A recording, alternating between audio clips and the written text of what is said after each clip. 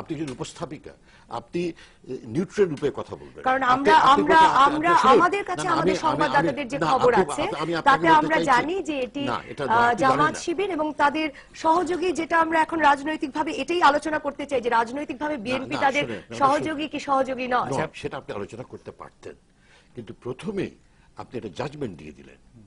যেমন শোনেন, আমি যদি ওনার কাছ থেকে আপনার কাছে আসবো, আমরা সময় পাবো, কারণ আমরা যদি খালেদা জিয়ার বক্তব্যেও আজকে জাজমেন্ট গুলো আপনার আসতে হবে না। আমি অত্যন্ত ক্ষুব্ধ হয়েছি, কেননা একজন উপস্থাপিকা হিসাবে আমি বলতাম প্রত্যেকটি বিষয়ে আলোচনা করতাম।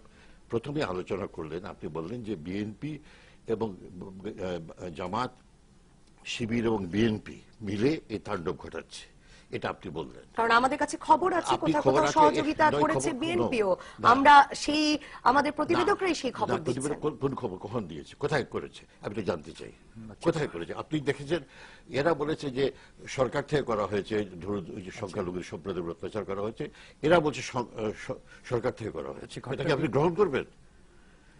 আমরা খালেদা জিয়ার বক্তব্যে আজ শুনেছি যে সরকার দিয়ে বিভিন্ন মানুষের বাড়িতে হামলা চালাচ্ছে, আমরা কি সেটাই গ্রহণ করব? আমরা এই বিষয়ে কি আলোচনা করতে চাই? আপনি এই কথাটা আপনাকে উজ্জ্বল করতে হবে। একটু হেল্প করি, সরি টু টেল ইউ, আমি আমার প্রতিবেদকদের খবর আমি উইথড্র করব কিনা সেটা আসলে আমার একা সিদ্ধান্তের বিষয় না। আমরা যদি গণহত্যার প্রসঙ্গে যাই, আমি প্রথমে বলে দিচ্ছি, আপনি উপস্থাপিকা হিসেবে একটা একপেশে উপস্থাপনায় অবতারণা করেছেন, এটা খুবই দুঃখজনক। খবর আমাদের চ্যানেল সংগ্রহ করেছে, আমি আশা করি আপনাদের এখানে অনেকবার এসেছি, অত্যন্ত সুষ্ঠুভাবে আলোচনা করেছেন, আলাপ আলোচনা করেছেন, এবং আমি অত্যন্ত সাগ্রহে ধন্যবাদ আপনাকে।